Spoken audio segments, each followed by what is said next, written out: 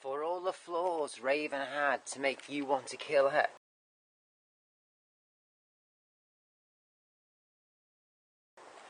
you had one more to have to kill her. Go rot in hell. Always remember this whilst you're in hell. We all knew who Raven was, regardless of how well she hid it. But no one will ever know who you are, Mr. Murderer. Just remember that. Hey girls in Detroit.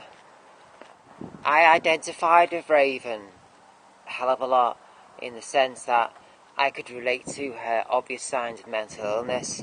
She was a girl who liked to be alone, and left alone as well.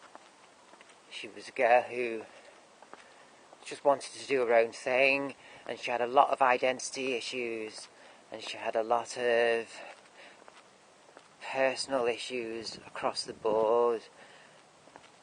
She had, I would say they included intimacy issues, personal intimacy issues, trust issues, personal security issues, basically not feeling secure in oneself generally across the board. She had this sense of where she didn't know where or how to fit in, and I could see that in her, and I identified severely with her. Just as simply her lack of eye contact with the camera you held, Tom, exhibited all the symptoms I have just discussed, I have just listed there. Just the simple fact of, she simply didn't want people to see her.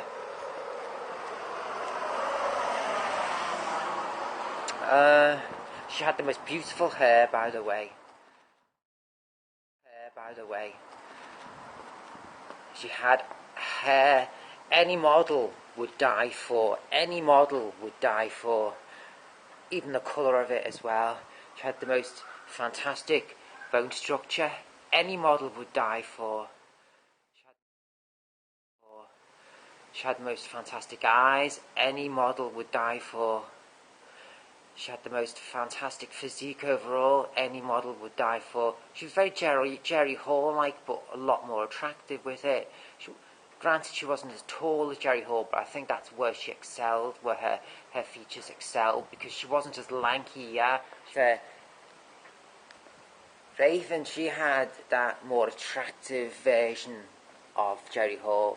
She was a more attractive version of Jerry Hall, if you will, Raven was. I use past tense, yeah. I've only found out about her death about 4 hours ago from making this video, as I speak now, about 4 hours ago.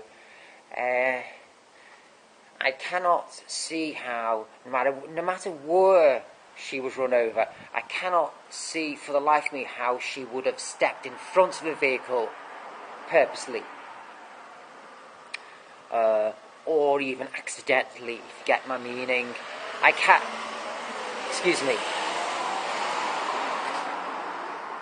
cannot envisage any kind of road which she could have crossed in her walk of life where she would have been so unawares of the geography of that type of road, that she could have been run over accidentally.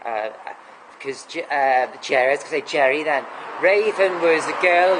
She was a girl of the street, wasn't she? And I can imagine everywhere she would have walked, everywhere she would have went in her life, daily life, she would have been totally aware of how each road was laid out, etc., etc. So that's why I say I can't envisage how she could have been run over accidentally.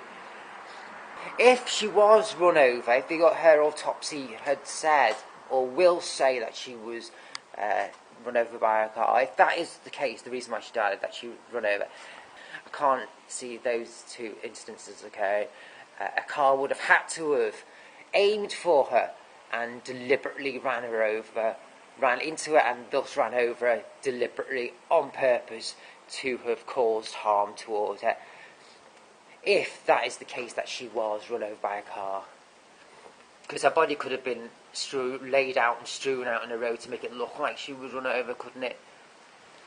Yeah, I am upset, and I'm not necessarily bothered whether or not we find out her true cause of death. As I say, of all these symptoms she would have displayed toward everyone she would have met, she would have been one of these people who would have been difficult to have looked at in the eye, and I can see how she could have been a disagreeable type of person. I can see how